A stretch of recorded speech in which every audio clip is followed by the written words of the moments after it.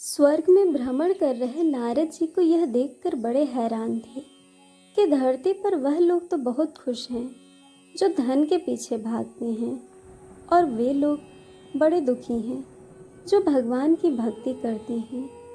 इस विचार से ग्रस्त नारद जी काफी परेशान हो गए, और जब उनसे नहीं रहा गया तो वह सीधे बैकुंठ धाम पहुँचे इस प्रश्न का समाधान पाने के लिए भगवान विष्णु के पास। नारद जी जैसे ही भगवान विष्णु जी के धाम पहुँचे, भगवान विष्णु उनके मन की बात पहले से ही जानते थे। विष्णु भगवान ने नारद से कहा, चलो धरती लोक पर चलते हैं और आपके प्रश्न का समाधान पाते हैं। दोनों साधु का भेष धरकर धरती लोक पर पहुँचे। वह दोनों सबसे पहले एक बड़े व्यापारी के द्वार पर भिक्षा मांगने के लिए गए। उन दोनों को अपने द्वार पर देखकर व्यापारी बड़ा गुस्सा हुआ, उन्हें भला बुरा कहा और बिना कुछ दिए उनको वहां से जाने के लिए कहा। जाते जाते साधु के रूप में भगवान विष्णु ने उसे आशीर्वाद दिया कि तुम्हें और भी ज्यादा धन मिले। नारद जी को यह देखकर बड़ा आश्चर्य हुआ, लेकिन वह कुछ नहीं बोले और भगवान विष्णु के साथ चलते रहे। थोड़ी देर बाद वह एक बूढ़ी माँ की कुटिया पर पहुंचे। वह गरीब बूढ़ी एक छोटी सी कुटिया में रहती थी।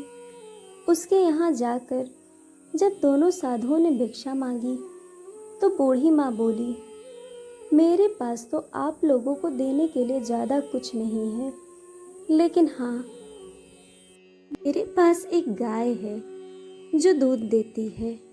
अगर आप चाहो तो मैं उस गाय का दूध दुह कर लाती हूँ आप दोनों के लिए। उसे पीकर आप अपनी भूख शांत कर सकते हैं। साधुओं के हाँ कहने पर बूढ़ी माँ ने दोनों के लिए दूध का इंतजाम कर दिया।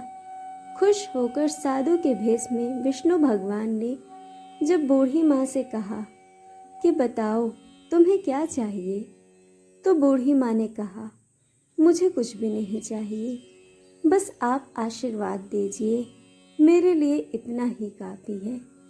आशीर्वाद देकर दोनों साधु वहाँ से जाने लगे। तब जाते जाते विष्णु भगवान ने बूढ़ी माँ से कहा कि तुम्हारी गाय कुछ दिनों में मरने वाली है। वहाँ से थोड़ा आगे जाने पर नारद जी बड़े परेशान हो गए और विष्णु भगवान से बोले, भगवान, यह कैसा न्याय है आपका?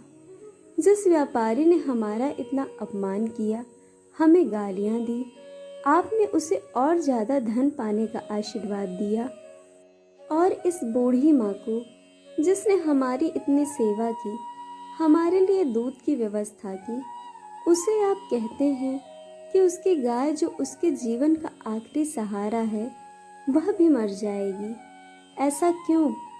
नारद जी के सवालों को शांत करने के लिए भगवान जी ने चेहरे पर मुस्कान के साथ कहा कि मैंने उस व्यापारी को जो आशीर्वाद दिया, दरअसल उसके लिए वह श्राप था। उस व्यापारी का मन पूरी तरह से धन कमाने में फंसा हुआ है, और अगर उसे और ज़्यादा धन मिलेगा तो वह आखिरी समय तक उसी धन के पीछे भागता रहेगा और अगले जन्म में सांप बनकर उसके पास कुंडली मार कर बैठा रहेगा। और रही उस बूढ़ी माँ की बात, उस बूढ़ी माँ का पूरा ध्यान अच्छे कर्मों में और भगवान भक्ति में था। हाँ, सिर्फ थोड़ा सा उसका मन उस गाय में अटका हुआ था, और वह अपने आखिरी समय में उस गाय के मुंह में यह चिंता करती रहती कि उसके जाने के बाद इस गाय का क्या होगा। क्या कोई उसे हानि पहुंचाएगा या मार डालेगा, और वह पूरी तरह से मुक्त नहीं हो पाती। बस यही कारण था कि मैं चाहता हूँ कि आखिरी समय में उसका ध्यान पूरी तरह मेरी तरफ रहे, ना कि इस गाय की तरफ। भगवान विष्णु के समझाने के बाद और इस पूरी घटना के बाद नारद जी का मन पूरी तरह से शांत हो गया और वह खुशी खुशी स्वर्ग लौट गए।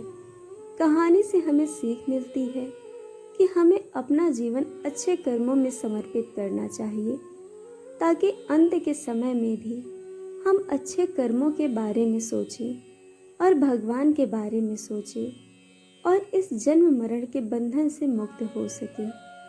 दोस्तों, आपको कहानी कैसी लगी यह हमें कमेंट करके ज़रूर बताइएगा और चैनल को सब्सक्राइब, वीडियो को लाइक शेयर करना बिल्कुल मत भूलिएगा। वीडियो देखने के लिए आप सभी का बहुत बहुत धन्यवाद। जल्द मिलेंगे एक और नई कहानी के साथ।